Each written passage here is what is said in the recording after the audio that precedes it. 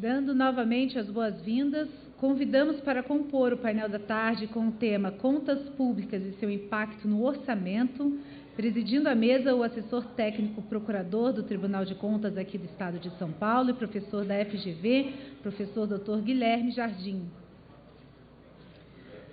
Convidamos também os palestrantes, o professor doutor da Universidade de São Paulo, Fernando Scaffi, e o diretor executivo do Instituto Fiscal Independente do Senado Federal, Dr. Felipe Salto, que está online.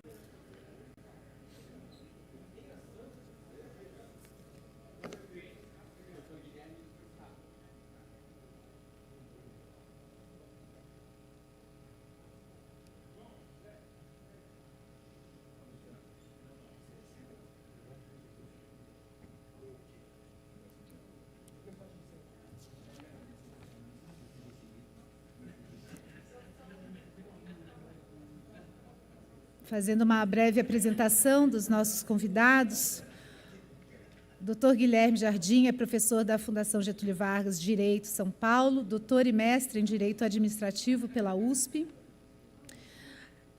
Master of Law pela Universidade de Sussex, Inglaterra, onde foi bolsista no programa Chevening, coordenador do livro Tribunais de Contas em Ação, Estudos de Jurisprudência em Licitações e Contratos, lançado neste ano. Autor de diversos artigos sobre licitações e contratos publicados em livros e revistas especializadas. É assessor técnico procurador aqui do Gabinete do Tribunal de Contas do Estado de São Paulo. O professor Dr. Fernando Scaffi é advogado, doutor em Direito Econômico pela Faculdade de Direito da Universidade de São Paulo e livre-docente em Direito Financeiro pela mesma instituição. Foi professor titular de Direito Financeiro e Tributário na Universidade Federal do Pará e ocupa atualmente cadeira de professor titular de Direito Financeiro na USP. Dr. Felipe Salto é diretor executivo da Instituição Fiscal Independente do Senado Federal e economista graduado pela Fundação Getúlio Vargas, instituição na qual lecionou nos cursos de pós-graduação, foi consultor econômico na Tendências Consultoria e assessor do então senador José Serra. Autor de livros, recebeu em 2017 o Prêmio Jabuti pela obra Finanças Públicas, da contabilidade criativa ao resgate da credibilidade. Com a palavra agora, o mediador deste painel, Dr. Guilherme Jardim.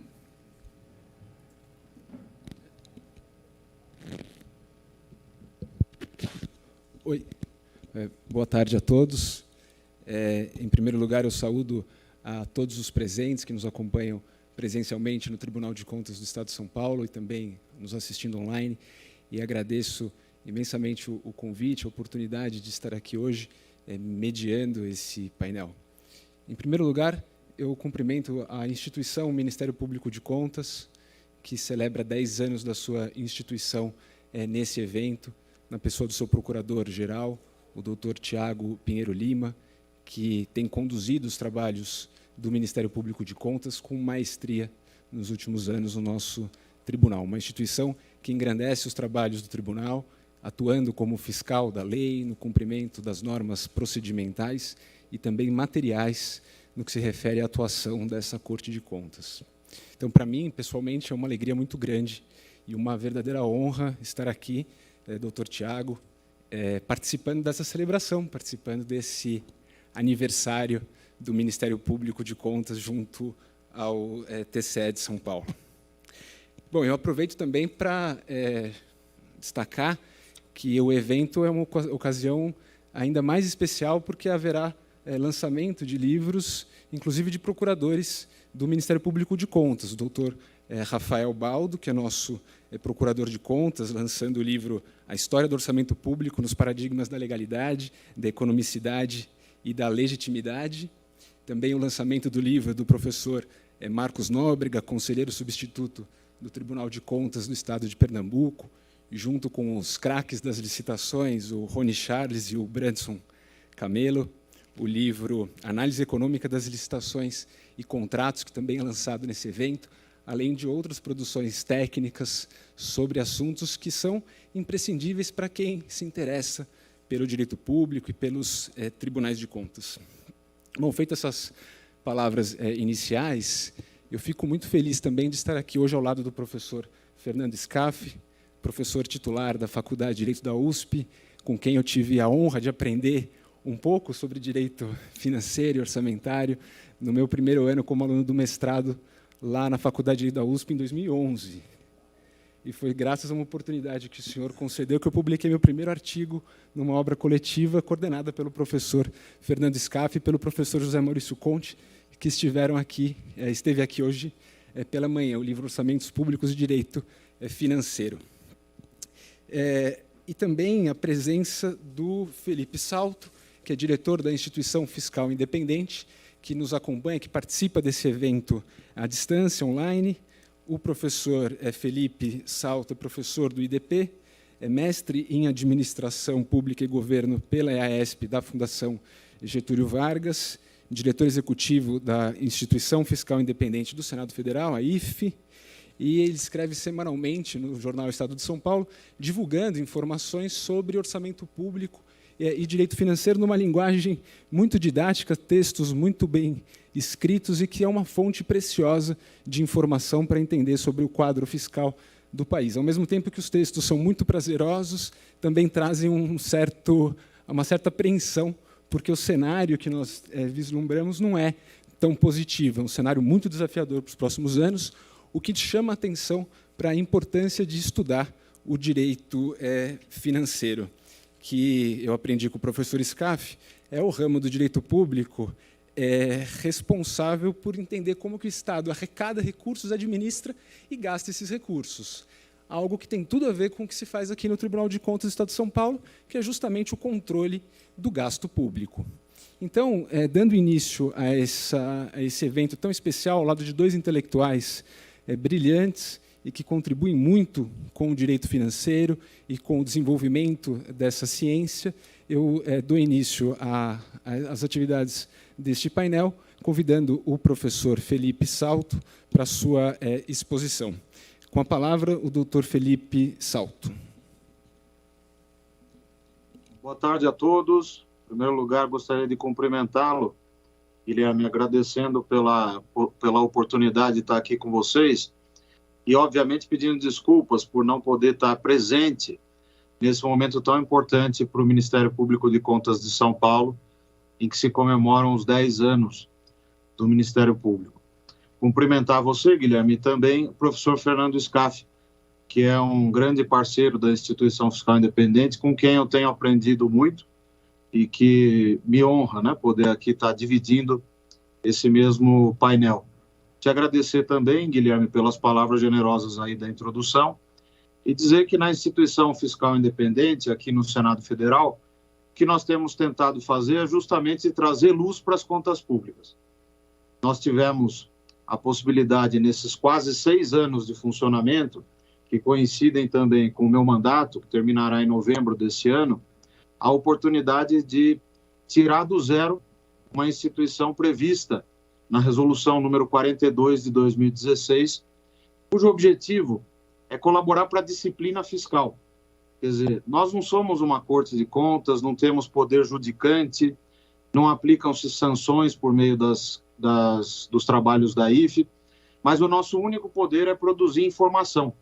Então, a fidedignidade dessas informações, a confiabilidade e o fato de a imprensa utilizar essas informações a uma razão de 2 citações ao dia na imprensa, é um sinal de que nós estamos conseguindo fazer com que a IFE se consolide, ultrapassando diversos obstáculos que houve durante esse processo e essa caminhada desde o finalzinho de 2016, mas, a meu ver, numa direção que, com a ajuda dos diretores que já passaram pela IFE, vale dizer que a IFE é comandada por um colegiado, do qual eu sou o diretor executivo, e também pelos diretores atuais, né, que eu faço aqui questão de registrar a doutora Vilma Pinto, que está aí com vocês presencialmente, vai falar daqui a pouco, e também o Daniel Cury, que é consultor de orçamentos do Senado e está na nossa equipe desde o primeiro dia. Então, é uma equipe enxuta de 9 pessoas, incluindo diretores, incluindo a parte administrativa de secretariado, e isso nos leva a ter muito orgulho, no bom sentido da palavra, pelos resultados que vão sendo apresentados. 144 trabalhos publicados, 3.442 citações na imprensa, o reconhecimento da OCDE, do FMI, de vários setores da academia, inclusive do direito financeiro, grupo no qual nós também, apesar de economistas, conseguimos nos inserir, e eu acho fundamental que exista esse diálogo e essa possibilidade de trocas de conhecimentos, de abordagens na área financeira, na área de finanças públicas, na área de economia do setor público.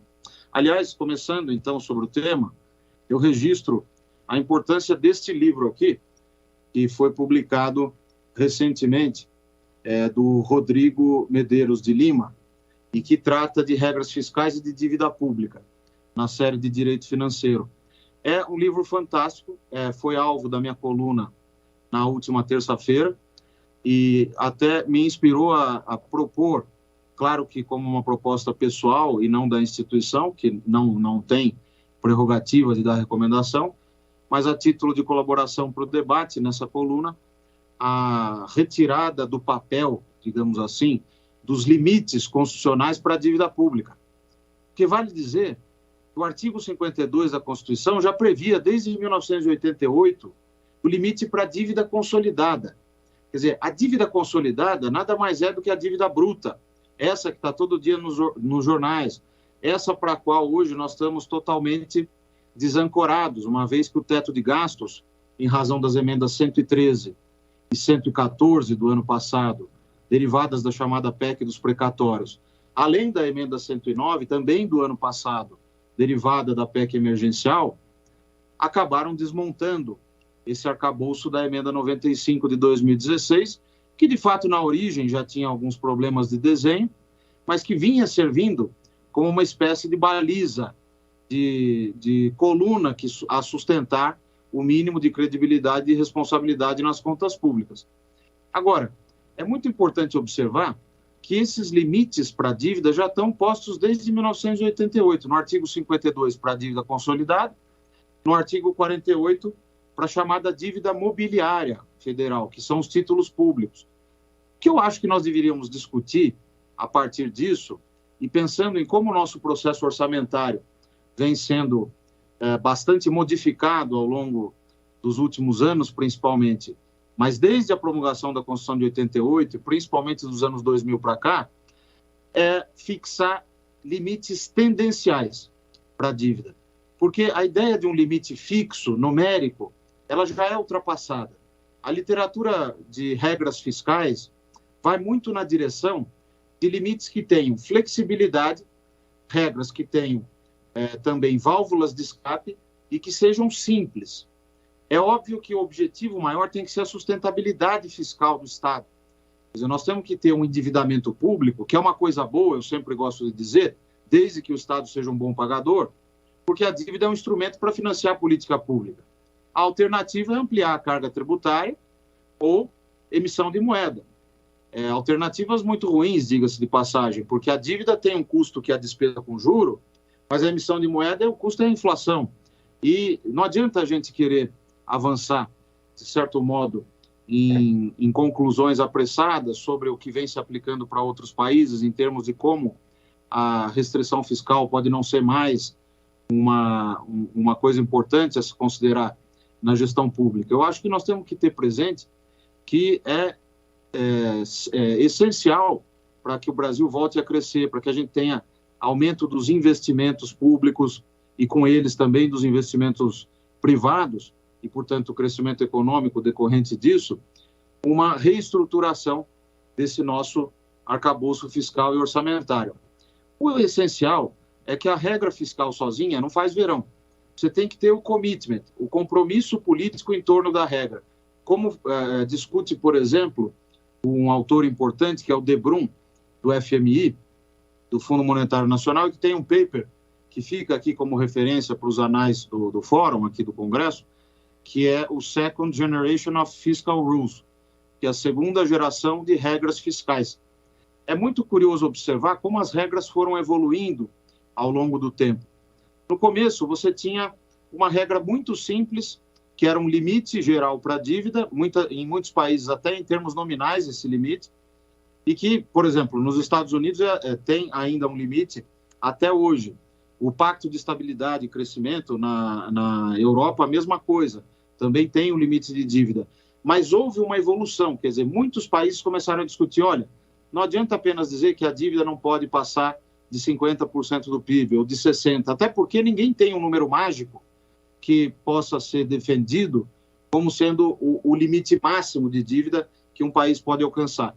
Isso vai depender muito da taxa de juros, da taxa neutra de juros também, que vai acabar afetando o custo médio da dívida, das condições de poupança, da capacidade de crescimento econômico, também da rigidez orçamentária, porque a capacidade de fazer resultado primário também deriva do poder maior ou menor de discricionariedade do Poder Executivo para fazer ajustes com rapidez ou com maior ou com menor rapidez. Então, tudo isso precisa ser discutido à luz do objetivo maior, que é a sustentabilidade fiscal. E, a meu ver, a limitação da dívida prevista na Constituição de 88, regulamentada já na Lei de Responsabilidade Fiscal, a Lei Complementar 101, e até, digamos assim, incrementada pela Emenda 109, que introduziu, por exemplo, o termo sustentabilidade da dívida na Constituição no ano passado, me parece que todos esses elementos permitiriam a gente caminhar para um limite tendencial de dívida que funcionaria por meio de uma mensagem presidencial, porque a iniciativa da limitação pelo artigo 52 é do Senado Federal, mas após receber uma mensagem da presidente ou do presidente da República dizendo que o Senado faça, né, os limites, estabeleça os limites por resolução.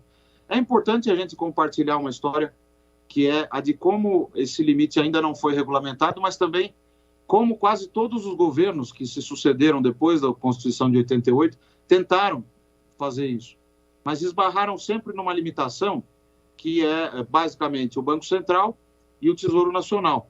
Porque o limite, conforme concebido lá nos anos 70 e 80, era um limite fixo, que, quando atingido, poderia levar a uma interrupção, por exemplo, dos títulos que estão na mão do governo do Banco Central para a realização da política monetária. O enxugamento de liquidez, por exemplo, quando há uma política de reservas internacionais, de compras de reservas internacionais, ou mesmo outras políticas fiscais e econômicas que tenham efeito sobre a liquidez e que acabem requerendo do Banco Central, da autoridade monetária, essa gestão de liquidez que é feita com título público, com as chamadas operações compromissadas. Do lado do Tesouro, a resistência também era quanto ao chamado colchão de liquidez, uma reserva que o Tesouro Nacional faz em períodos bons, né, em períodos em que você tem taxas de juros baixas, em que o Tesouro consegue emitir títulos em boas condições, reserva tal que serve para períodos de tempestade, de vacas magras, quando, por exemplo, na pandemia em 2020, o Tesouro usou bastante das reservas que ele tinha para não emitir títulos sancionando taxas de juros muito elevadas. Mas isso pode ser resolvido. Quer dizer, a resolução do Senado, ela poderia fixar um limite tendencial para a dívida pública que seria calculado por um grupo formado por técnicos do Executivo, do Congresso Nacional, a própria IFE poderia fazer parte disso, e da academia. Essa comissão, digamos assim, poderia produzir os cenários econômicos que balizariam não só os planos fiscais, orçamentários, mas também as trajetórias de dívida pública. Como a gente sabe da incerteza e do risco associados a projeções econômicas e fiscais, então poderia pensar também numa mudança, numa possibilidade de alteração desses limites de 2 em 2 anos.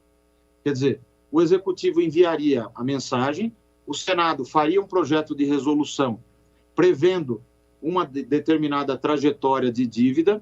Durante os 4 primeiros anos, não haveria uma sanção grave no caso do descumprimento, mas o governo teria que se explicar ao Congresso, ao Senado particularmente, como faz o Banco Central quando descumpre a meta de inflação. A trajetória também poderia ter uma banda superior e uma banda inferior, uma vez que as incertezas associadas à projeção da dívida PIB são muito altas, né? Após o quarto ano, pode-se pensar que ficaria algo muito draconiano. Porém, além do mecanismo de revisar de 2 em 2 anos, por mensagem presidencial e alteração pelo Senado, eu imagino também que seria possível colocar alguma flexibilidade a esse regime fiscal ou a esse novo mecanismo dentro do regime fiscal, que seria, por exemplo, da seguinte natureza. Toda vez que o PIB crescesse abaixo de 1%, a gente teria a possibilidade de um waiver, né? Ou uma extensão de prazo, ou um certo perdão para que não se aplicasse a sanção. A sanção, em último caso, portanto, seria uma ameaça dura, porém, para chegar na execução dessa sanção muito dura, você teria que passar por vários obstáculos e ser bastante leniente do ponto de vista da responsabilidade fiscal para que a sanção fosse aplicada. A exemplo de uma proibição para a contratação de operação de crédito, que poderia ser essa sanção principal. Observe, no entanto, que esse arcabouço poderia ter uma vantagem, e ele não é totalmente vindo da minha cabeça, mas baseado também na emenda substitutiva que o senador José Serra fez em 2015 para aquele projeto de resolução do Senado derivado da mensagem de 2001 ainda do presidente Fernando Henrique Cardoso, relatada, vejam os senhores e senhoras, pelo senador Romero Jucá, na época, e que por decurso de prazo acabou sendo arquivada, então foi desarquivada em 2015 pelo Serra e apresentada essa proposta. Eu acho que o que poderia ser novo em relação àquilo é essa ideia do limite tendencial, de algumas flexibilidades, como eu coloquei, e uma coisa que é a principal, a harmonização com as regras atuais. Porque o Brasil é pródigo em criar regra fiscal, mas não é pródigo em cumprir, em observar. Eu me lembro muito bem que, numa palestra da ENAP, da Escola Nacional de Administração Pública, aqui em Brasília, junto com o Tesouro, na cerimônia de premiação do Tesouro Nacional, em 2019, o saudoso, né, e referência ainda para todos nós da área de finanças públicas e de economia do setor público, Alberto Alesina, ele esteve aqui no Brasil e eu fiz uma pergunta nessa palestra no sentido de que, olha, as regras fiscais de fato importam, quer dizer, a Lei de Responsabilidade Fiscal do Brasil é tida como uma das mais modernas. O teto de gastos, que já havia ali completado 3 anos naquele momento, 2019, também uma regra bastante dura que limita a despesa, além da meta de primário e outras, né? Ele me respondeu o seguinte, olha, há uma certa endogeneidade, porque países que não precisam de regra, eles acabam cumprindo facilmente. E países que precisam, acabam tendo regras complexas, duras no papel, mas que vão sendo modificadas ao sabor da conjuntura.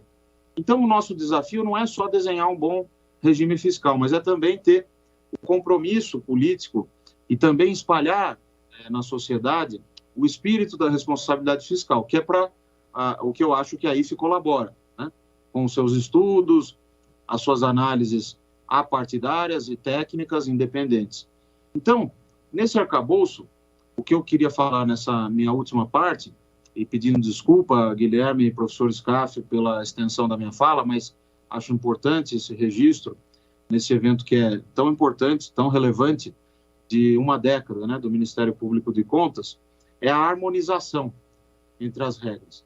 Quando eu fixar um limite tendencial, nós vamos ter o seguinte, a fixação da meta de resultado primário agora não vai ser mais uma conta de chegada em que se projeta a receita com base num PIB que sai da cachola da Secretaria de Política Econômica e, em última instância, considerando o teto de gastos, tem-se ali, por uma subtração muito simples, vamos chamar assim, qual vai ser a meta de primário. Não. Agora a meta de primário passaria a ser calculada com base nos cenários econômicos fiscais projetados por essa nova comissão e, mais do que isso, o primário seria aquele que fosse o necessário para estabilizar ou reduzir a dívida bruta PIB num determinado horizonte. Quem vai definir se é para estabilizar ou se é para reduzir é a área política, porque isso é uma decisão que não é de técnicos, de economistas, é da política. qual o tamanho que o Estado pretende ter nos próximos períodos. Então, essa fixação da meta de primário com base no limite tendencial de dívida permitiria, numa última etapa, e aí juntando com o teto de gastos, que o teto pudesse ser calculado a partir da meta de primário. Quer dizer, qual vai ser o limite máximo para gastar? Bem, se eu sei qual é o primário necessário, sei também a projeção de PIB e, portanto, a projeção de receita, eu posso determinar quanto eu vou gastar no próximo biênio e, portanto, esse será o limite, né, a partir desse novo regime de meta de primário e limite de dívida tendencial, não um limite estanque que ultrapassado leva a um fiscal cliff, ao fim do mundo, né? Nada disso. E esse teto de gastos, alguém poderia dizer, olha, esse regime vai ser procíclico. Pois é, mas algo que poderia tornar esse regime não tanto procíclico é permitir o seguinte, quando você tem excedente na projeção de arrecadação, você projetou 100 de arrecadação, veio 150, portanto, o seu gasto estava já limitado àquela projeção de receita e a meta de primário, você então permite que 1/3 desse excedente possa ir para investimento, 1/3 vá para pagamento de juro e dívida, e outro 1/3 pode compor uma reserva fiscal, que pode ter destinações a serem discutidas no Congresso, pelo Executivo. Então, esse seria um regime que eu acho que está totalmente de acordo com o espírito da Assembleia Nacional Constituinte, quando se coordenou ali uma discussão importante e que o controle do Executivo, o controle das ações do Estado estava muito presente, inclusive nessa matéria fiscal e financeira, como mostra o Rodrigo Medeiros de Lima no livro que eu mencionei. E mais do que isso, além de estar alinhado com esse espírito, ele seria também um regime, digamos assim, não draconiano.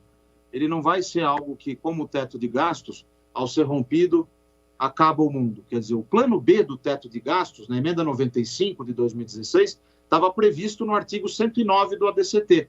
Eram chamados gatilhos. Só que a redação foi tal que o próprio governo, em 2019, interpretou que aqueles gatilhos do 109, aquelas limitações, por exemplo, proibindo reajuste salarial, proibindo despesa nova, proibindo aumento de gasto acima da inflação, estavam simplesmente interditados. Os gatilhos não podiam ser acionados porque o projeto de lei orçamentária anual não poderia jamais ser enviado pelo Executivo com o teto rompido. Ora, criou-se ali um dilema, digamos assim, que poderia ser resolvido talvez pela via interpretativa, mas que o governo decidiu resolver com uma PEC, a chamada PEC emergencial, que redundou, vejam vocês, numa nova regra fiscal conhecida como a regra dos 95%.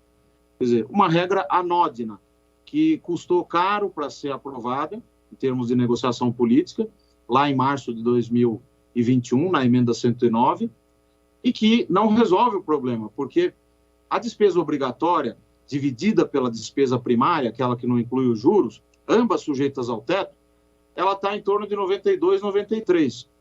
Para que essa despesa ultrapasse 95%, a despesa discricionária teria que ficar abaixo de 5%.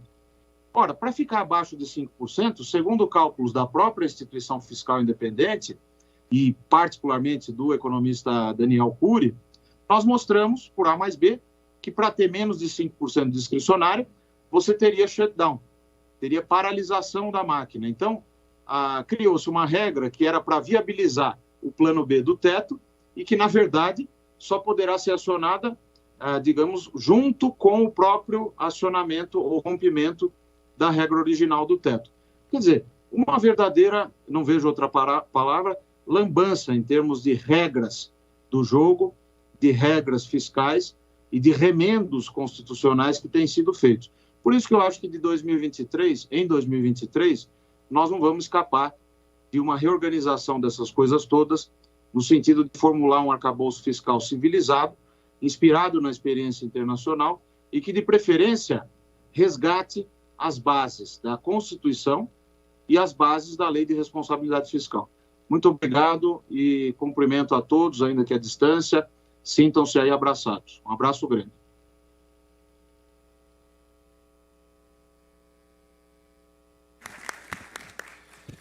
Muito obrigado, Dr. Felipe Salto, por sua exposição, compartilhar conosco ao vivo as suas ideias, as suas impressões, e esse grande desafio para que a gente possa botar em pé essa receita de bolo para 2023. Salvo engano, foi esse o título da última coluna do Dr. Felipe Salto no jornal Estado de São Paulo, em que ele apresenta de maneira um pouco mais formal, já que é um texto, o seu plano de ajuste, as suas ideias de ajuste. Ele que acompanha esse assunto já há bastante tempo, em 2015, 2016, quando o senador José Serra resgatou essa ideia, o doutor Felipe era justamente um dos responsáveis por esse tema na equipe do senador. E aproveito também para convidá-los a conhecer melhor a Instituição Fiscal Independente, que o doutor Felipe Salto dirige e que contém um arcabouço enorme de informação, de relatórios mensais que são divulgados periodicamente, um deles, inclusive, sobre empresas estatais, um tema que é muito caro aqui ao Tribunal de Contas e que foi também mencionado de modo lateral pelo professor Marcos Lisboa de manhã. O relatório da IFE mostra como as estatais elas ainda são ineficientes e consomem uma parcela importante dos recursos públicos. Então, esses relatórios estão todos disponíveis lá no site do Senado Federal, é só procurar pela Instituição Fiscal Independente, que é possível ter acesso a esse material muito, muito rico. Bom, e no fundo, boa parte da discussão que o doutor Felipe nos traz é justamente aquela que o direito financeiro se dedica com maior afinco, que é entender como que o Estado pode se financiar. O doutor Felipe mencionou uma estratégia óbvia que foi usada durante muito tempo no país, é imprimir dinheiro. Mas isso tende a gerar um aumento nos preços, então o efeito é bastante delicado, o uso dessa medida é bastante delicado. Isso não pode ser feito de uma maneira desassodada. A outra é aumentar os impostos, aumentar tributo. Num país que tem uma carga tributária como a nossa, que o professor Marcos Lisboa chamou a atenção hoje de manhã, uma carga tributária de 33%, perto da Argentina, por exemplo, que é de 23%, segundo o próprio professor Marcos Lisboa, embora os nossos serviços públicos ainda deixem muito a desejar. A outra opção, que é justamente o tema do painel, é aumentar a dívida pública através da tomada de empréstimos, da emissão de títulos públicos com uns juros que o governo terá de pagar no futuro. Então, em suma, não há almoço grátis, como dizem os economistas. É preciso estruturar bem esses instrumentos, encontrar uma forma de utilizá-los de maneira verdadeiramente eficiente, para que a gente possa ter um Estado que entregue melhores serviços públicos. Como diz o professor Scaff, não é ensinar direito financeiro apenas, mas é educar sobre o direito financeiro.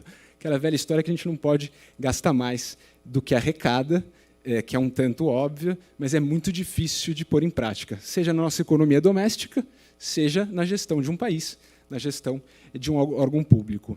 Então, para a gente tentar compreender isso um pouco melhor e essa importância não só de entender o direito financeiro, mas de realmente aceitar o direito financeiro como um instrumento importantíssimo para a boa gestão das contas públicas. Algo que, aliás, professor Scaff, o Tribunal de Contas do Estado é bastante cioso. Não é à toa que hoje, no Estado de São Paulo, nós temos uma situação fiscal e orçamentária que é mais confortável do que a de outros entes federativos, porque o Tribunal de Contas está constantemente monitorando o gasto público, emitindo alertas para os seus jurisdicionados, e veja que são mais de 2.500 jurisdicionados que o tribunal tem sob sua fiscalização. São os municípios, 644 municípios, mais o governo do Estado de São Paulo e todas as entidades que compõem essas realidades, que são muito diferentes, o que nos traz um desafio ainda maior do que, por exemplo, aquele vivenciado pelo TCU, que, inclusive, tem representantes da Corte Federal aqui nos acompanhando.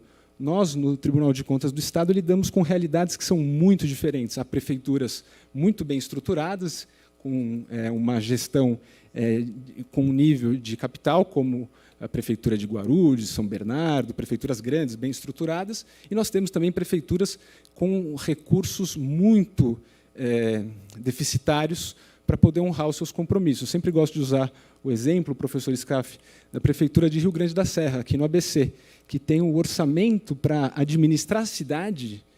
O orçamento que o prefeito de Rio Grande da Serra tem para administrar a cidade é o mesmo orçamento que o prefeito de Diadema, que, aliás, o presidente da Câmara de Diadema, que é uma cidade próxima, tem para administrar o prédio da Câmara de Vereadores. Então, são duas cidades próximas, na mesma região do ABC.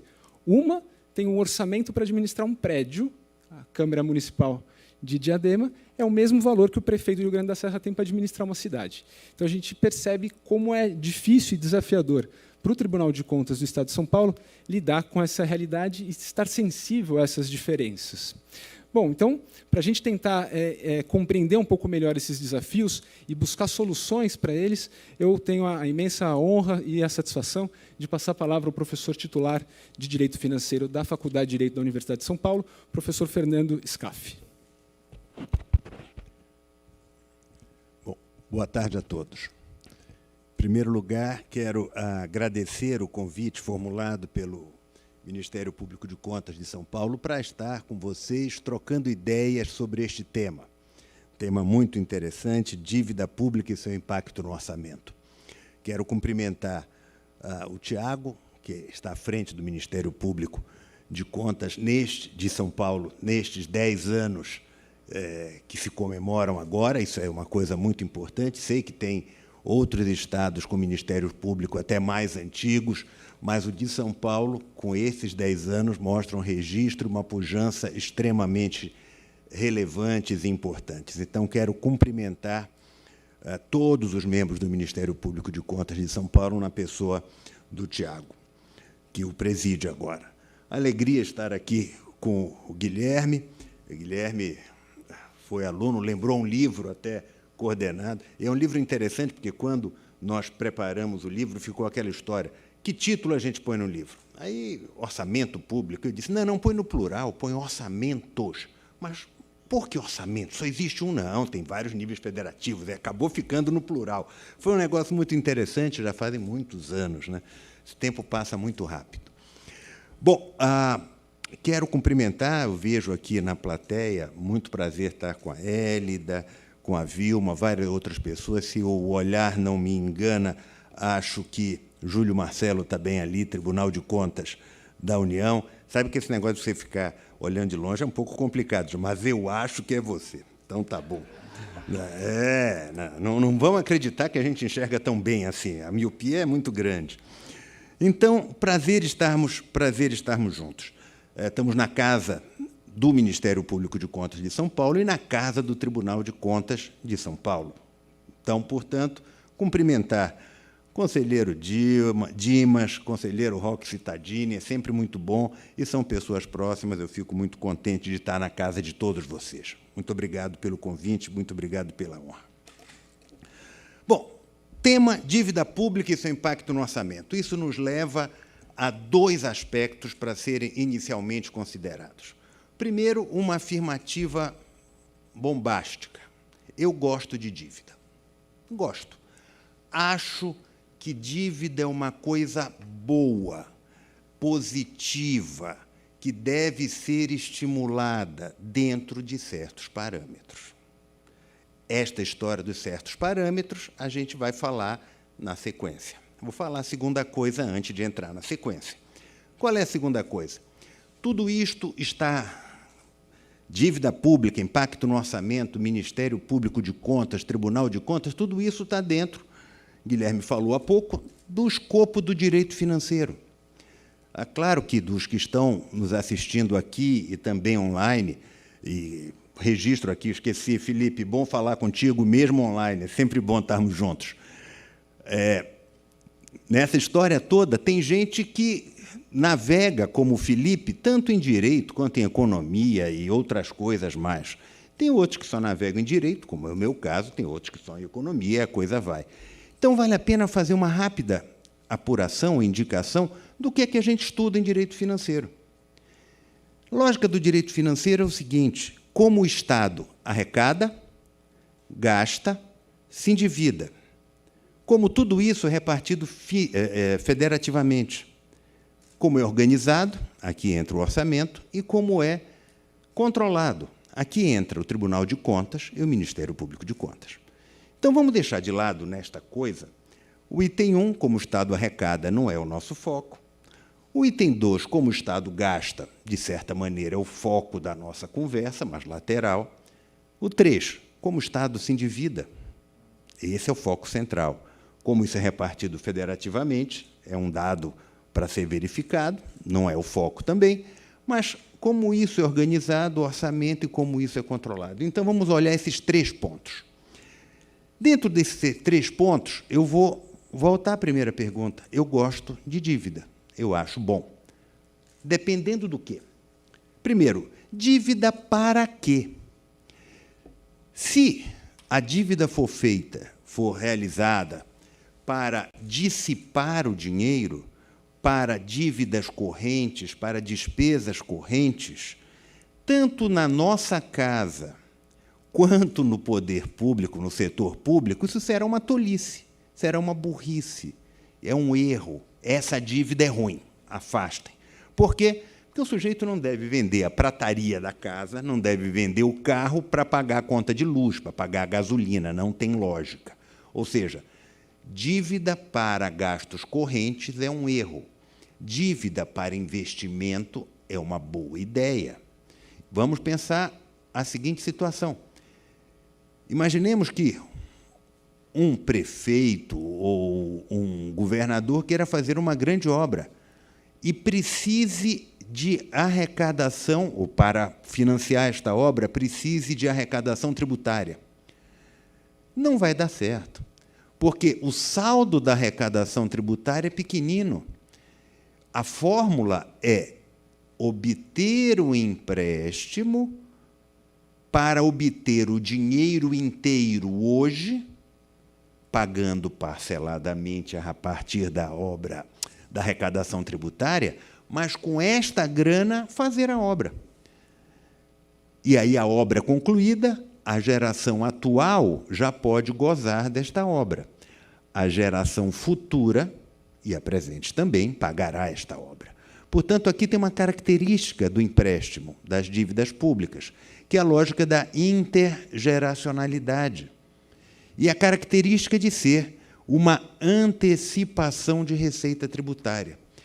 Claro, os tributaristas vão olhar e dizer que eu estou falando uma bobagem, mas não, vamos pensar juntos.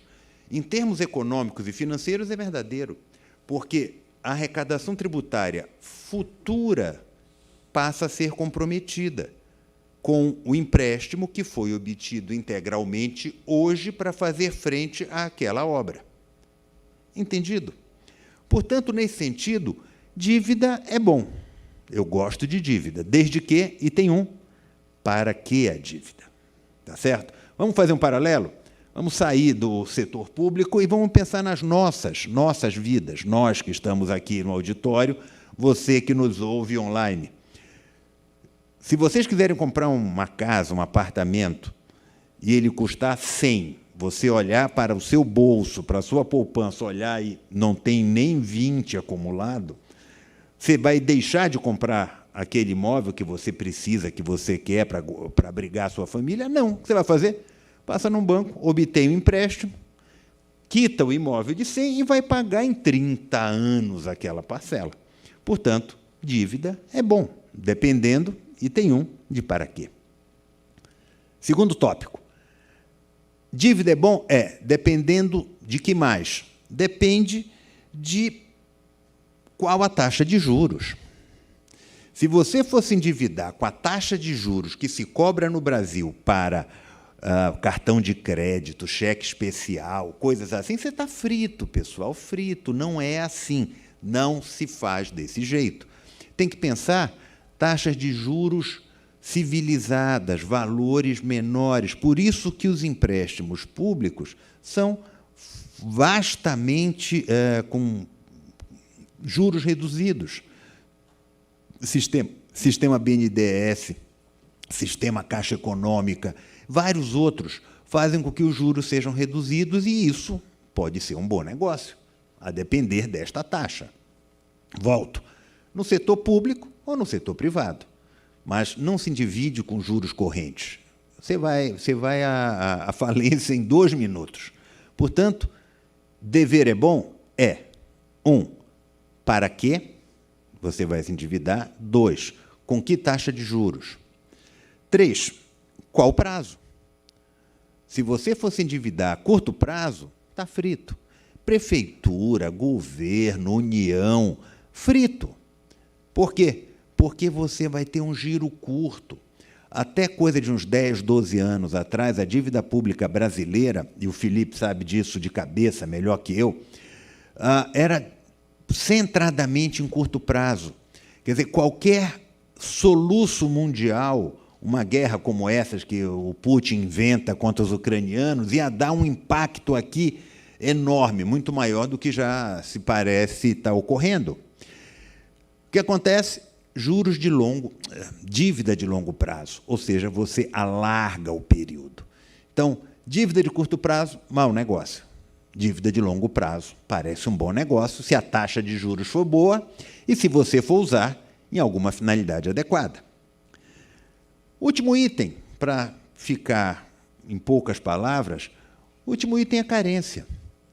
Carência. Ou seja, em algumas situações, você pega um empréstimo, mas se você já tiver que pagar a primeira parcela amanhã, semana que vem, mês que vem, pode ser um péssimo negócio. Não ter tempo de maturação e de organização das finanças, privadas ou públicas, para fazer frente àquele empréstimo, fazer frente àqueles pagamentos. Portanto, uma espécie de prazo de carência também é necessário. Em resumo, dívida é boa? É. Eu gosto de dívida? Gosto. Desde que, para quê? Com que juros, com que prazo e com que carência. Poderia colocar outros itens, mas vamos ficar por aqui. Eu poderia falar de garantias, etc. Deixa de lado. O que eu quero passar a vocês é o seguinte: não existe país civilizado que não tenha obtido empréstimos ou alavancado o seu desenvolvimento com dívida. Não tem. Vou dar um salto de uns 200 anos para trás. Alexander Hamilton, primeiro secretário do Tesouro norte-americano, logo depois da independência, ele fez questão de se endividar o país. Fez questão de endividar o país. Porque ele olhou e disse assim: nós estamos com muita dificuldade, acabamos de nos tornar independentes, quem vai acreditar na gente? O grande país na época era a Inglaterra. E não vamos esquecer que os Estados Unidos tinham saído do jugo colonial inglês. E o Alexander Hamilton olhou para um lado, olhou para o outro e disse: quem confiará em nós? Como é que nós vamos desenvolver este país, alavancar esse país? Com uma discussão enorme federalista lá existente, porque eles queriam uma confederação e não uma federação. Portanto, pouco dinheiro para o governo central. Com pouco dinheiro para o governo central, como é que eles fariam toda a infraestrutura e todas as obras e todas as coisas necessárias para unir o país? O que fez o Hamilton? Não teve dúvida, pegou autorização para endividar o país. Olharam para o Hamilton e disseram: mas como? E ele disse: é claro, se eu colocar os meus títulos norte-americanos e os europeus comprarem, puxa, quer dizer que eles confiam na gente, porque eles estão dizendo que nós vamos pagar a dívida que nós estamos contraindo no prazo de X com os juros de Y. Então, nós nos tornaremos confiáveis.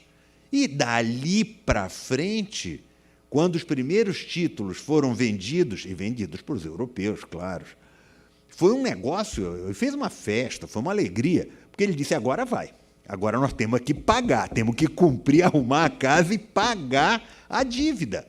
Portanto, estou voltando 200 anos atrás para vocês terem ideia de que não há país no mundo que não tenha se desenvolvido a partir de dívida. Claro, consideradas essas variáveis que eu estou dizendo, que são importantíssimas. Preço, juros, etc. E para que é essa dívida? O que é que eu quero colocar ainda sobre este ponto? É preciso verificar como isso está acontecendo no Brasil. No Brasil, nós estamos, e aqui é um ponto de vista muito pessoal meu, numa situação muito perversa.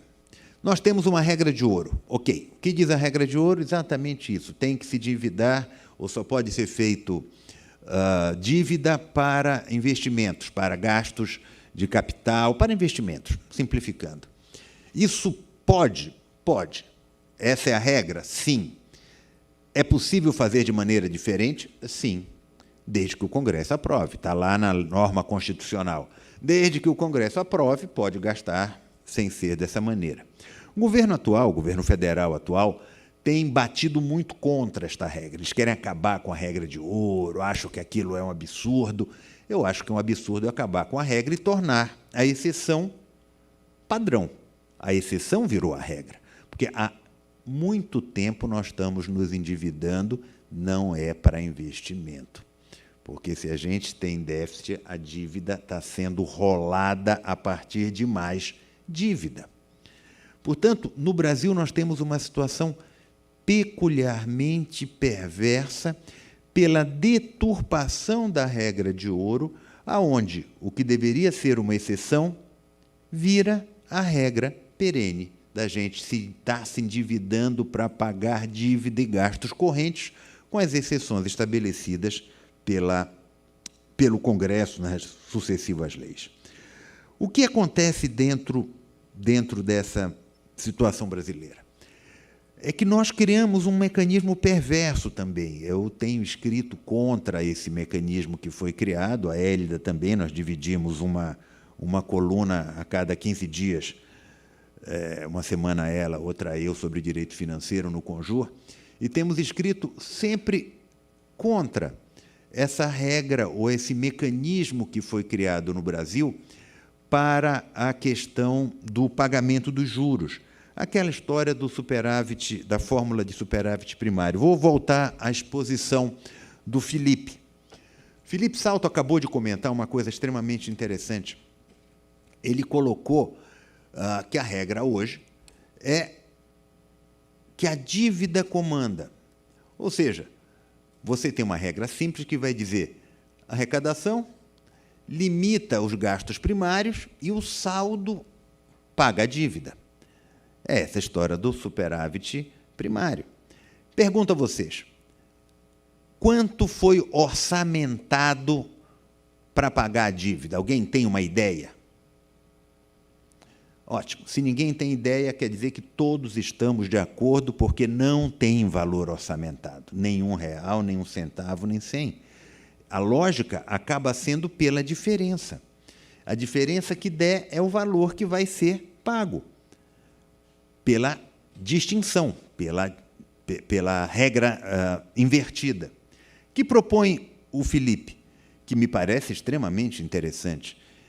Por que não se estabelece um parâmetro para endividamento e, a partir daí, se chega ao montante da dívida que se quer pagar? Me parece uma fórmula interessante que deve ser debatida. Eu daria outras fórmulas. E cá, por favor, ouçam essas outras fórmulas como fórmulas propostas por um bacharel em Direito que trabalha na área jurídica. Eu não tenho a capacidade dos economistas de fazer uma conta invertida, essas coisas é muito sofisticado para mim. Qual seria a lógica? Vamos criar um outro tipo de teto. Não um teto de gastos primários, não. Por que não? Vou sugerir 2. Primeiro, teto de gastos sociais. Alguma coisa que dissesse, vamos alavancar o nosso desenvolvimento social, entendeu? Eu sei que nós já temos a fórmula dos gastos mínimos em educação, saúde, etc. É muito atacada também. Mas alguma coisa que nos colocasse dentro de uns indicadores que não fossem apenas atribuir dinheiro a essas finalidades. A lógica da vinculação é boa? É, mas é insuficiente. É insuficiente, porque você não consegue medir o desenvolvimento daquilo. Isso não quer dizer acabem com a vinculação, isso quer dizer só vinculação de recursos não resolve. Então, a gente precisa ter uma métrica para isso e manter algum regime que possa nos dar uma melhoria de condições sociais nesse país, via IDH, via o que for. Outro, quem sabe um teto para investimentos. Quem sabe? Ou seja, deve-se investir no mínimo tanto, mantido também a regra de que isso tem que ser avaliado. Não é só dar dinheiro, pessoal, dar dinheiro não resolve, somente, tem que dar, mas só dinheiro não resolve. Onde é que eu quero chegar com toda essa história? Eu quero dizer que nós estamos com uma situação perversa no Brasil. Por que a perversidade? Vamos olhar a lógica da circularidade. E essa disciplina, direito financeiro, é uma disciplina que se estuda onde uma função mexe com a outra. Se tratamos de dívida, dívida impacta a receita, que impacta a despesa e que revê a orçamentação, entre outros. O que eu quero dizer? Notinha de rodapé oral, tá? Assim, só para entender. Se estivéssemos estudando direito civil, direito comercial, não teria esse tipo de impacto. Quem estuda título de crédito não tem modificação dentro do sistema societário. São coisas distantes, distintas. Aqui, não. Uma coisa impacta na outra. Volto. Qual é a ideia, pessoal? A ideia é que, se nós tivermos mais sistemas que nos permitam desenvolvimento efetivo, a dívida talvez deixe de ser o grande problema do nosso país. E, realmente, ela possa voltar a ser um elemento de desenvolvimento, tal como estabelecido por Hamilton nos Estados Unidos há 200 anos, tal como estabelecido no país, aqui no nosso, há muito tempo atrás. O fato é que esse tipo de fórmula se perdeu no meio do caminho. Por quê? Volto ao raciocínio circular. O que é que nós temos hoje? Nós temos altos juros. Quem recebe os altos juros? Quem empresta ao poder público. Quem empresta ao poder público é o pessoal que tem dinheiro. Então, quem tem dinheiro tem melhor remuneração dentro do sistema. Mas a turma que tem melhor remuneração dentro do sistema de dívida, a crédito, que empresta ao governo, é o mesmo pessoal que, de alguma maneira, tem benefícios no sistema tributário, onde você tem mais receita de juros pagos pelo Estado aos rentistas privados e, ao mesmo tempo, tem fórmulas tributárias de menor incidência para quem tem as mais altas rendas. Ou seja, é um país perverso. E, com isto, nós mantemos o círculo de exclusão e o círculo de bolhas, onde a gente vive ao abrigo das outras. Não é por nada que a gente vive hoje muito mais, quando vai fazer compras, em shopping center do que no centro aqui de São Paulo. Vivemos em bolhas, em condomínios e coisas assim. Volto ao ponto para poder antecipar e seguir no caminho. Onde é que está, a meu ver, o grande problema? O grande problema nesse sistema de dívida nos leva a possivelmente comprometer futuras gerações. Futuras gerações é a lógica da intergeracionalidade, porque a dívida que está sendo contraída hoje será paga pelos nossos filhos ou netos, e isto compromete a arrecadação tributária futura, porque eles terão menos disponível para os seus gastos. E, se isso não for gasto hoje em investimentos, investimento no sentido de tijolo, tá bom? Lógica de tijolo. Não quer dizer que fazer estrada tenha tijolo, pelo amor de Deus, mas eu estou dizendo que a lógica é essa de investimento de bem de capital. Isso vai sair pelo ralo, e eles vão pagar uma conta de algo que foi gasto no ralo. Para aperfeiçoar a regra, eu poderia dar uma sugestão que vai ficar como um registro apenas, que é: hoje se valoriza o investimento em, repito, gastos de capital, tijolo, a ideia desse tipo de bens. Seria interessante incluir nisto a lógica do capital social. Ou seja, investimento em capital social, em ser humano, em qualificação pessoal, também deveria ser considerado investimento. Mas hoje não é, fica a sugestão para pensar sobre isso. Em suma, onde é que nós chegamos? Nós chegamos a 2 pontos, já que eu comecei dizendo que eu gostava de dívida e fiz a exposição, vou chegar no final e dizer 2 coisas. Eu não gosto do equilíbrio fiscal. A lógica de equilíbrio fiscal não é a melhor compreensão possível para o que nós precisamos. E vou, mais uma vez, aproveitar a fala do Felipe, onde ele fala de vamos estabelecer metas a cada 2 anos, vamos estabelecer metas alteráveis pelo Senado a cada 2 anos. Isso é equilíbrio? Não. Isso é sustentabilidade, meus amigos. Porque qual é a diferença? A diferença é que equilíbrio é uma coisa que fica estática e que você tem uma regra perene, onde aquilo terá que ser cumprido de qualquer jeito, de qualquer forma, e empatar receitas e despesas, pelo menos com pouco superávit, que seja ao menos. A lógica da sustentabilidade, além de projetar um período de tempo maior, permite que nós tenhamos períodos de déficit. E, às vezes, é necessário. Às vezes é necessário para que venha a crescer mais à frente se a gente aumenta a lógica do ciclo de tempo. Vamos lá? Vamos olhar rapidamente. Vou fazer um paralelo que faço só para fins didáticos, porque são completamente diferentes. Vamos pensar na economia privada, famílias, nós todos. Nós não nos endividamos ou endividaríamos para colocar os filhos na escola, para ter uma boa faculdade, para ter um bom ensino? Ok.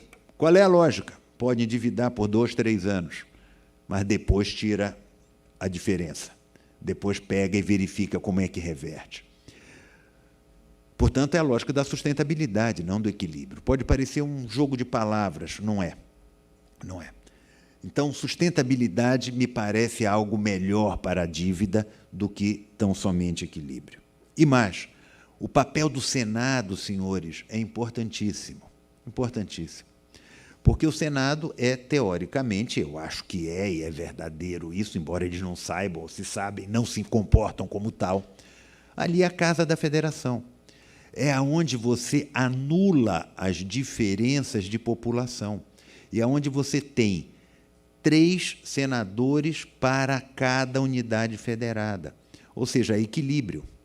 Esta lógica do equilíbrio, 3 para cada, e ali é estático, não estamos falando de sustentabilidade, ali é equilíbrio, 3 para cada, é um dado importante. Por quê? Porque onde se poderia discutir efetivamente todas essas questões de dívida, questões federativas, toda essa questão tributária que hoje atrapalha muito a todos nós. O que é que acontece? O Senado se comporta como um deputado, os senadores se comportam como um deputado de 2º grau. Ou seja, deputado tem mandato de 4 anos, senador tem de 8, portanto, ele é um deputado de 2º grau, é um senador. Está errado.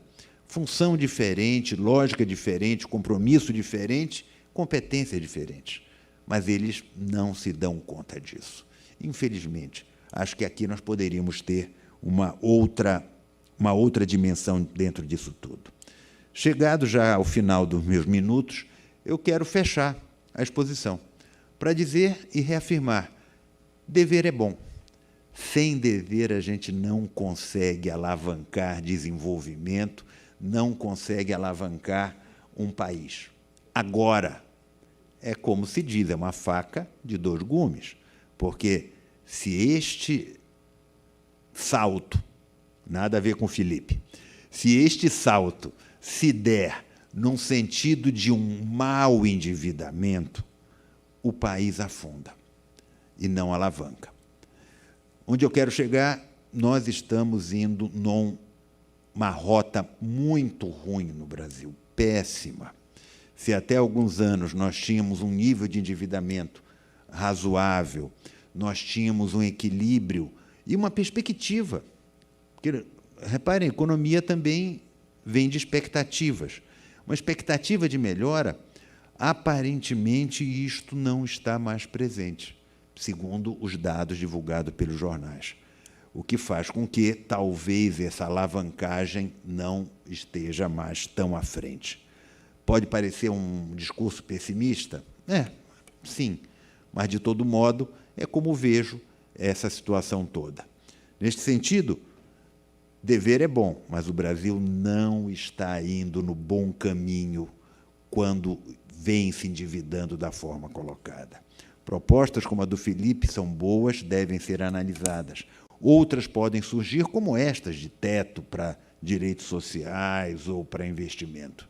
Muitas podem ser, mas é preciso corrigir o rumo, senão a gente naufraga. E naufraga não só nesta geração, como para as futuras, pela lógica da intergeracionalidade da dívida e seu impacto orçamentário. Muito obrigado.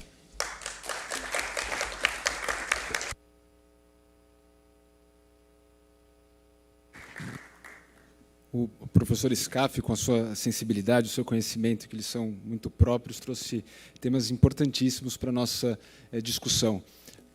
A preocupação com as gerações futuras e o seu endividamento, da forma como nós temos assistido um mau gasto público no presente, significa que as gerações futuras pagarão por algo que elas não irão se beneficiar, ela não terá benefício algum disso. Ao mesmo tempo, a necessidade de gastos prementes na área social, como disse o professor Scaff, a ideia de um teto social, para que a gente possa superar os nossos desafios enquanto país em desenvolvimento, com um problema imenso de distribuição de renda e de acesso a direitos sociais. E a ideia que me pareceu a mais instigante, com ela eu convidaria o Felipe Salto para iniciar a sua fala de comentário, sobre a ideia de que não é necessariamente um equilíbrio que se deve buscar, mas sim uma sustentabilidade do gasto. E a experiência norte-americana que o senhor relata é bastante ilustrativa nesse sentido. É natural que haja momentos de déficit para que depois se possa avançar mais em termos de gastos e de desenvolvimento, desde que o país seja capaz de honrar as suas obrigações. O período que o professor se referiu, do Alexander Hamilton, era não só conseguir recursos, mas também se firmar como uma nação. Nós estamos no jogo das nações, então, portanto, faz sentido tomar empréstimos e pagar os empréstimos. Bom, os desafios são inúmeros. Eu passaria, então, a palavra ao Dr. Felipe Salto. Professor Scaff, gostaria de dizer algo? Eu vi que o senhor... Não, era só um complemento, porque você comentou daquele livro, Orçamentos Públicos, etc., e Direito Financeiro, um livro de vários anos. Tem um artigo nesse livro exatamente sobre o Hamilton, exatamente sobre a dívida norte-americana, escrita por um professor lá da São Francisco, de Direito Econômico, agora, o professor Ottaviani. Professor Ottaviani. Então, quem tiver interesse, tem a referência naquele livro. Era só para dar uma referência bibliográfica, a gente fica falando, esse cara tirou do fundo do baú. Não, está lá a referência. É um livro de referência aqui no tribunal, já vi muita gente com o livro aqui. Bom, então eu passo a palavra ao Dr. Felipe Salto novamente, convidando a minha curiosidade pessoal é conhecer a visão do Dr. Felipe sobre essa ideia de que não é necessariamente um equilíbrio, mas sim a sustentabilidade do endividamento público. Dr. Felipe, com a palavra. Obrigado, Guilherme. Sempre muito bom ouvir o professor Fernando Scaff, né, pela eloquência, pelo conhecimento e pelo didatismo também, que até me fez, nos últimos tempos, pensar bastante na área do direito financeiro, em como ela se relaciona com esse nosso trabalho aqui de economista, de pensar um pouco também sobre a dívida pública, as regras fiscais, o arcabouço fiscal brasileiro, à luz das questões mais econômicas, né? Mas eu acho que esse é o ponto central. O que nós precisamos é garantir a sustentabilidade fiscal intertemporal. Por quê? Porque, como disse o Scaff, dívida é coisa boa, desde que você seja um bom pagador. Por que desde que você seja um bom pagador, né? Que eu acrescento? Porque, sendo um bom pagador, tendo condições de crescimento econômico, mantendo a inflação sob controle, a taxa de juros que será exigida pelo mercado para financiar os títulos do governo e, portanto, a despesa não coberta por receita tributária, vai ser pequeno. Sendo pequeno, eu posso ter uma dívida maior. Podendo ter uma dívida maior, eu posso financiar mais políticas públicas. Óbvio que nós temos que olhar do outro lado do balcão e ver quais políticas públicas, avaliar ex ante essas políticas, né? E com as técnicas todas hoje que já estão disponíveis. Avaliar também, depois que você já fez a política, usar a estratégia de planos pilotos, né, para poder evitar um gasto muito grande de dinheiro com uma política pública ou um programa orçamentário gigantesco que depois não vai dar resultado, né? Então, são custos que ficam perdidos, custos irrecuperáveis. A sustentabilidade fiscal, ela entrou esse termo entrou na Constituição agora com a emenda 109. A meu ver, isso é uma parte positiva dessa emenda. Mas o que ela significa? Ela significa, para a gente entender bem e trocar em miúdos, que existe uma equação chamada equação de sustentabilidade da dívida pública, que depende do déficit primário, da diferença entre o juro real médio, aquele que importa para a dívida, não a Selic, o juro real médio e o crescimento econômico real, e do próprio tamanho da dívida. Então, vejam que interessante, né? A taxa real de juros, ou, se quiser, o custo médio da dívida, ele é uma espécie de gasolina que faz a dívida crescer. O crescimento econômico é o oposto, é um freio para a relação dívida-PIB. Então, quanto maior a taxa real de juros, mais difícil estabilizar a dívida. Quanto maior o crescimento econômico, mais fácil estabilizar essa dívida. Observe, então, que se eu tiver uma taxa real de juros, como nós estamos caminhando hoje, né, com essa Selic que vai para 12,75%, 13%, de 7% em termos reais, e o crescimento econômico voltar no ano que vem para 2%, com alguma sorte, eu estou querendo dizer que para estabilizar uma dívida que hoje está em 80% do PIB, dívida bruta, eu precisaria de um superávit primário de 4% do PIB. Só para a gente ter presente, o PIB é de 9 trilhões e 400. Então, nós estamos falando 4% do PIB, de um PIB de quase 10 trilhões, um superávit primário gigantesco, né, para as condições que nós temos hoje no setor público brasileiro. É claro que vocês podem dizer o seguinte, não, mas no ano passado as contas melhoraram, né? O governo, a IFE, o mercado, os especialistas projetavam um déficit na casa de 90 bilhões. Basta pegar o relatório de avaliação de receitas e despesas primárias, que é o principal documento para avaliar bimestralmente a execução do orçamento, publicado no dia 27 de dezembro, se não me falha a memória, e vocês verão lá a projeção de déficit do governo central oficial, do Tesouro, do governo, da SOF, do Ministério da Economia, que era de 87 bi, até um pouco pior do que a da IFE. Por que isso aconteceu? O déficit ficou muito mais baixo, ficou em 35,7. Porque a velha camarada dos governos, a inflação alta, voltou e ajudou a aumentar a receita e ajudou a aumentar o PIB nominal. Isso se combinou com um câmbio desvalorizado, por razões igualmente negativas, e produziu, num contexto de juros que ainda estavam subindo, mas ainda estavam num patamar relativamente baixo, essa combinação produziu uma queda da relação dívida-PIB no ano passado, e o primário também melhorou. Agora, isso é passageiro.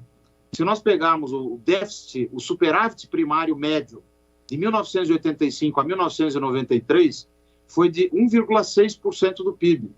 Ora, até as pedras sabem que naquele período nós tínhamos uma situação fiscal tremendamente ruim, mas havia superávit. Por quê? Porque, como explica o Edmar Baixa naquele paper seminal de 1994, que na verdade foi baseado também na dissertação de mestrado do Eduardo Guardia, lá na FEA, na USP, na Universidade de São Paulo, ele explica o seguinte, olha, quando fizer a estabilização monetária, tem que ter cuidado porque vai aparecer um déficit gigantesco, por uma razão simples. A receita nada mais é do que uma fatia daquilo que se produz. Se aquilo que se produz está aumentando de preço de maneira acelerada, então a receita nominal também aumenta.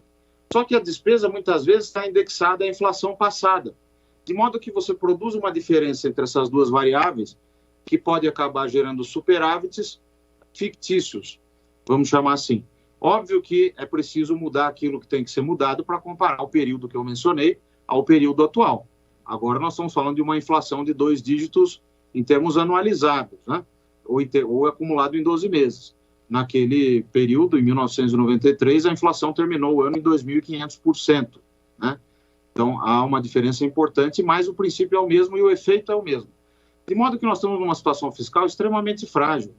E não é só a questão da sustentabilidade, que eu acho que é a base de tudo, ainda que não seja uma condição suficiente, mas ela é a base de tudo. As regras fiscais têm que estar ancoradas nela, como disse o Scaff, e eu concordo, mas é também como nós vamos conseguir voltar a planejar as ações de investimento, de gastos sociais do Estado, que me parece que é um tema também que será discutido posteriormente. Mas eu acho que nós temos que olhar para os avanços que vêm sendo feitos na literatura, para métodos e mecanismos que têm sido utilizados em outros países e que podem ajudar a que a gente modernize aqui no Brasil a nossa Lei 4.320, que é de 1964, e foi recepcionada pela Constituição, e até hoje não foi apresentada uma nova Lei de Finanças Públicas. Por exemplo, não há em nenhum lugar no regramento jurídico fiscal financeiro a definição do que é despesa obrigatória. A LDO é que fixa todo ano o que é obrigatório e o que é discricionário. De modo que isso dá um espaço, por exemplo, para uma espécie de limbo, que não é uma questão meramente formal. O Bolsa Família, por exemplo, agora o Auxílio Brasil, é considerado uma despesa obrigatória, porém com controle de fluxo. Quer dizer, veja, onde está escrito que se pode fazer uma despesa dessa natureza? É porque a lei que cria o programa prevê a possibilidade de fila.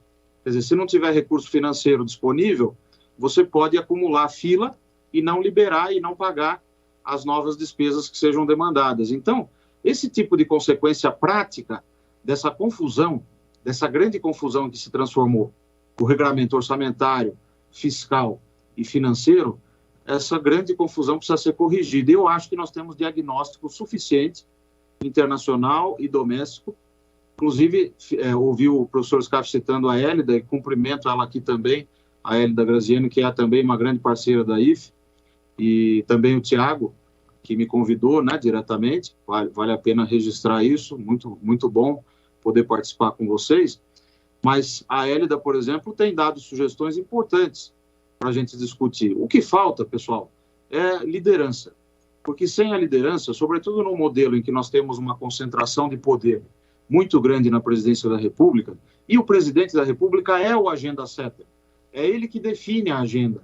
O Congresso, ele vai um pouco nessa temática econômica, fiscal, financeira, a reboque do Executivo. Foi assim com a reforma da Previdência no governo Lula, foi assim com a mini-reforma tributária no governo Lula, foi assim com a Lei de Responsabilidade Fiscal no governo Fernando Henrique, e outros exemplos que possamos dar, com a própria reforma da Previdência recente, nos dois governos, no governo Temer e no governo Bolsonaro.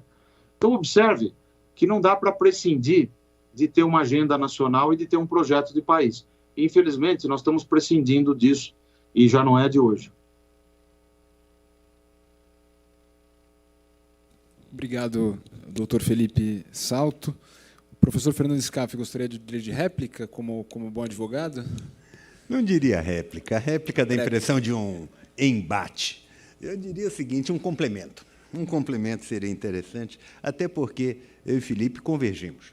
Então, se convergimos, não é um caso de réplica, é um caso de complemento. Vou dizer o seguinte, está coberto de razão. A lógica de sustentabilidade, eu não tenho a capacidade dele de fazer uma conta que vai dar 2% vezes 4%. Não tem a menor chance de eu entrar nessa vibe, não vai. Não vai. Mas a lógica está posta. Ou seja, é sustentabilidade e precisa destacar uma coisa que, para o direito, para nós, aqui, grande parte de nós aqui, nesse auditório, dos que nos assistem, parece uma coisa muito clara, muito óbvia. Porque o direito existe para regular as relações do homem, da convivência do ser humano entre os seus semelhantes. Eu não sei qual é que serve a economia. Eu tenho, às vezes, alguma suspeita sobre isso. Mas o que eu quero dizer é o seguinte, toda essa operação financeira, senhores, que falei de como o Estado arrecada, gasta, se endivida, isso que eu comecei falando, isso existe para a melhor convivência do homem. Qual é o óbvio do que eu estou dizendo que, às vezes, a gente se perde? A gente se perde porque, às vezes, se preocupa, a preocupação destas políticas macroeconômicas, não estou dizendo do Felipe, estou dizendo de alguns economistas, o Felipe seguramente está fora desse rol, é muito mais com número, com economia, com o dinheiro, com outro tipo de segurança que não é uma segurança humana. É isto. É este o ponto. Vamos lá, quando eu vejo alguém dizer assim, puxa, mas os gastos com previdência são um absurdo, como já se viu vincular o salário mínimo, a previdência, tem que desvincular. Uma pessoa que diz um negócio desse me causa espanto. Quer dizer, o aposentado, lembra, como é o nome? O Chico Anísio, né? Que se exploda, aquele negócio. Chico Anísio diria uma coisa dessa. Não dá, pessoal. Como é que você vai desvincular? É necessário que todas essas regras, todas essas coisas permitam uma melhor convivência. Então, quando se diz de sustentabilidade, é uma sustentabilidade para a nossa convivência, e não uma sustentabilidade apenas para apresentar um balanço melhor ou para ter um superávit melhor. Este aqui é o ponto central que me chama a atenção, que eu acho que a gente deve destacar nesse conjunto. Portanto, a lógica da sustentabilidade, a lógica do homem no centro das preocupações, do ser humano no centro das preocupações, e que não é apenas economia, não é apenas apresentar resultados de balanço, resultados numéricos, é que eu acho que vale a pena recuperar para, não contrapondo ao Felipe, mas em complemento ao Felipe neste sentido. Então, a dinâmica da dívida é uma dinâmica que deve ter por base desenvolvimento. Deve ter por base não apenas obter números positivos, mas obter resultados para todos, que permitam uma melhor convivência entre nós. Então, aqui, Guilherme, é que eu acho que a gente deve destacar essa ideia de dívida também para capital social e não só para capital no sentido de investimentos ou gastos de capital, capital humano. Este é um ponto importante. Ok? Então, complementando o Felipe, acho que essas são as regras gerais a serem expostas. Obrigado. Obrigado, professor Scaff. E é curioso porque, muitas vezes, especialmente no direito, quando se fala em direitos humanos, é algo muito abstrato. E há uma relação inexorável entre direitos humanos sociais e direito financeiro, e mesmo direito administrativo, porque, afinal, é através desses instrumentos que nós podemos concretizar direitos sociais e garantir os direitos humanos para além dos direitos sociais. Afinal, sem recursos públicos não se consegue promover saúde, educação, transporte, segurança pública, tudo isso. Então, é importante trazer esse debate da forma como o professor Scaff faz e que o Felipe Salto tão bem apresenta nos seus estudos, na sua fala, porque, afinal, um tema tão árido como o direito financeiro, o direito orçamentário, o equilíbrio da dívida pública, nós ficamos um pouco desconfortáveis, sobretudo quem é da área jurídica, com esses números, mas é fundamental compreender esse debate para que a gente possa alcançar os objetivos da Constituição Federal na promoção dos direitos humanos, dos direitos fundamentais, como, aliás, nos contava ainda ontem na palestra inaugural o presidente Michel Temer. Então, agora nós temos ainda alguns minutos, e o nosso procurador-geral, o doutor Tiago Pinheiro Lima, autorizou que nós abríssemos para uma rodada de perguntas. O doutor Tiago já está preparado para fazer uso da tribuna como um bom representante do parquê. Por favor.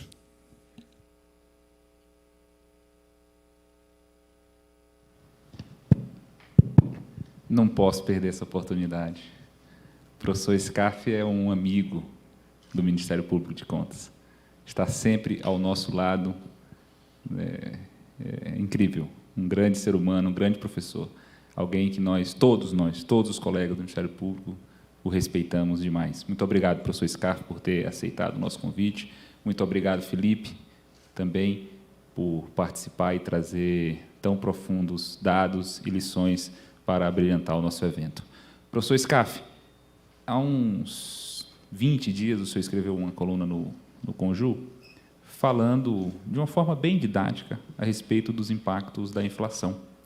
E eu queria que o senhor abordasse um pouco a respeito do impacto da inflação na dívida pública, principalmente essa que nós estamos vivenciando atualmente aí na casa de 2 dígitos. Como isso interfere na dinâmica da dívida? Obrigado. Bom, obrigado, Tiago. Mais uma vez, agradeço a acolhida e o convite do Ministério Público de Contas do Estado de São Paulo, esse belíssimo encontro, aquilo que estávamos falando mais cedo. A vista não é das melhores, mas eu identifiquei o Júlio Marcelo ali. Agora estou identificando, atrás do Júlio Marcelo, a Elizabeth Salame Silva, do Ministério Público de Contas do Estado do Pará. Muito bom estarmos juntos, Beth. Então, agradeço a pergunta. A questão da inflação, isso vai dar uma distorção enorme. Distorção, porque você tem diferentes tipos de títulos de indexação, tá certo? Então, tem os pré-fixados, pós-fixados, você tem uma montanha de possibilidades colocadas para esse tipo de captação pelo poder público. Se, em alguns destes mecanismos, você tiver um desequilíbrio, uma perda muito grande, você vai ter que aumentar para as futuras captações a quantidade de juros para compensar a inflação colocada. Se for pós-fixada, aí você tem uma alavancagem muito maior ainda para este pagamento, porque pós-fixada, a inflação vai comer parte desse dinheiro. E aí, o que você terá que fazer, o que o poder público terá que fazer? Emitir novos títulos e aumentar a ciranda colocada. Então, eu acho que nós temos uma situação muito perversa neste aspecto próprio de dívida. Eu poderia projetar isto como perversidade de diversas naturezas, e vou ficar no direito administrativo, aqui estou ao lado do Guilherme.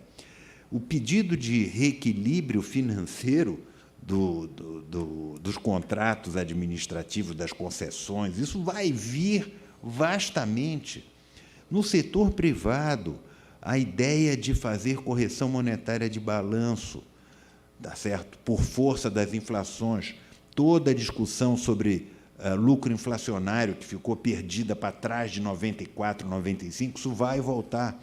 Ou seja, uma inflação na casa de 2 dígitos em um ano, em 12 meses, é um absurdo. E se você coloca isto acumulado em 4, 5, 6 anos, isso é muito, muito, muito, você perde muito do poder aquisitivo. Então, seja no efeito arrecadação, seja no efeito dívida, seja no efeito de equilíbrio contratual das relações de concessão, etc., isso já está estourando e vai aumentar fortemente.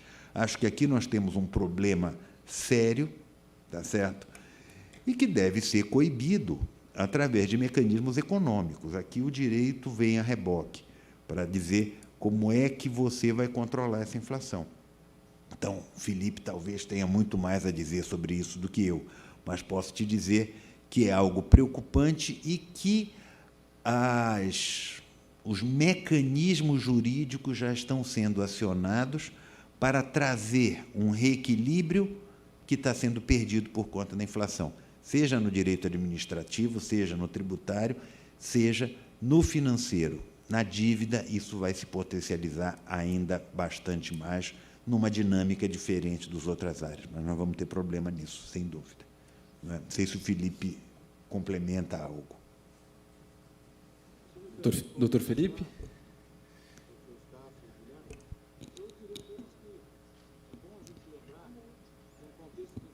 Elevada tem duas dimensões importantes, a meu ver, sobre o aspecto econômico. A primeira é a de que, no curto prazo, é muito bom para os governos, porque dá a impressão, passa-se a impressão, de que a arrecadação está apresentando um desempenho fantástico, extraordinário, quando, no fundo, o efeito preço é tremendamente grande. Nós, para explorar esse efeito, fizemos aqui na Instituição Fiscal Independente, no fim do ano passado, um estudo sobre a elasticidade e receita PIB. Quer dizer, como a taxa de crescimento da arrecadação caminha em relação à taxa de crescimento do produto interno bruto da economia. E a conclusão muito interessante, com diferentes especificações econométricas, que obviamente ainda podem ser discutidas, melhoradas, e até pode-se pensar em outra alternativa para esse tipo de estimativa, mas é um cálculo inicial, ou um conjunto de cálculos interessantes, a meu ver, que a elasticidade receita PIB é próxima à unidade, até um pouco inferior à unidade. O que significa isso? Que não há razões para que no médio prazo e no longo prazo a gente projete uma arrecadação crescendo acima da economia, o que é bastante intuitivo. Quer dizer, o que aconteceu no ano passado, o que pode se repetir neste ano em alguma medida, porque neste ano o câmbio está apreciando, né? E no ano passado houve o crescimento dos preços das commodities, a inflação, pela razão não só das commodities, mas outras, e ainda o efeito do câmbio. Esse ano, o câmbio, por enquanto, está na direção oposta, em razão dos efeitos da guerra da Ucrânia sobre os preços de commodities nos mercados internacionais, e como 2/3 da pauta exportadora do Brasil tem a ver com commodities, então há esse ganho, tudo mais constante. Agora, o efeito da inflação na arrecadação, que é um ganho de curto prazo, ele some rapidamente, porque a inflação persistentemente alta, dentro de uma lógica de regime de inflation target, como nós temos hoje, aliás, desde 1999, ele significa que o Banco Central, tendo autonomia, não ficará parado, como não está parado. Está aumentando a taxa básica de juros, a taxa de curto prazo, e a curva inteira de juros para diferentes prazos não sai de 12%. Quer dizer, isso significa que o mercado está precificando os títulos de 2, de 3, de 4, de 10 anos com uma taxa que não vai cair.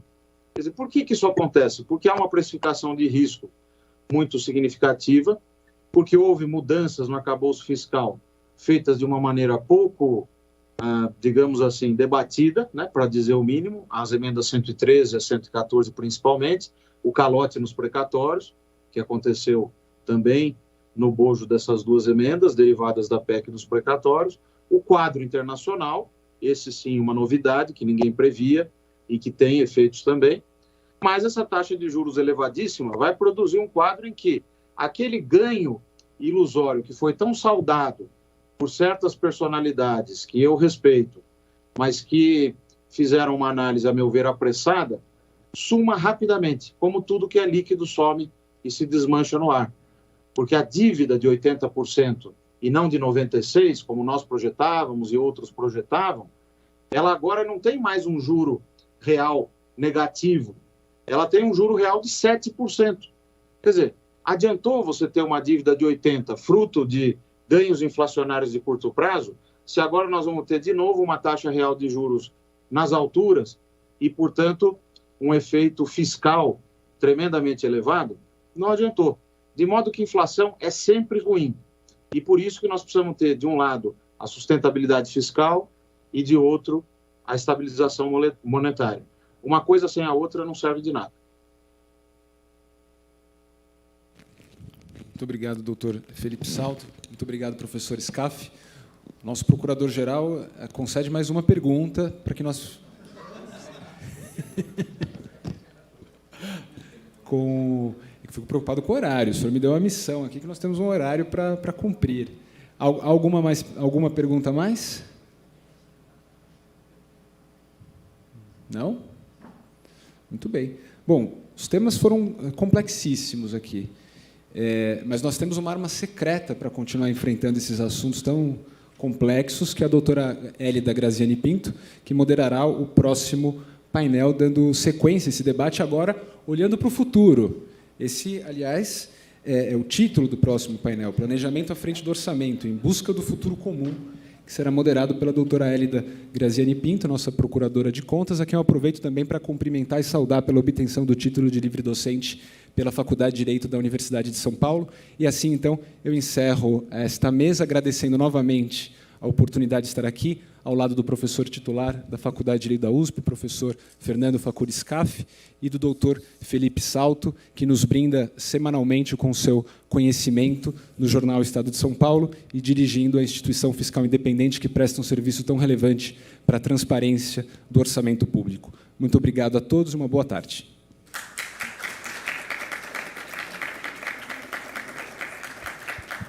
Gostaríamos de convidar os procuradores, Dr. Rafael Baldo, Dr. Rafael Neubern, para a entrega de uma lembrança aos nossos convidados.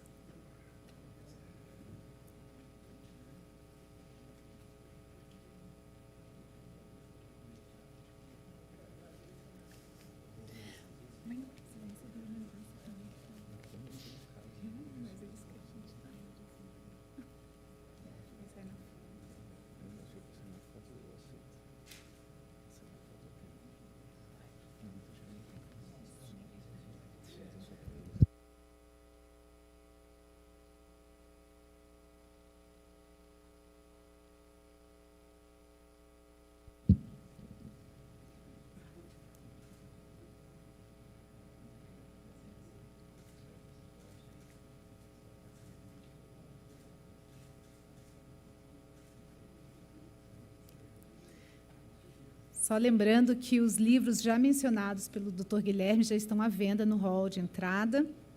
E seus autores estarão à disposição aqui dos interessados para depois do último painel do dia, tá bom? Agora a gente vai fazer um intervalo de 10 minutinhos. A gente retorna às 15h50.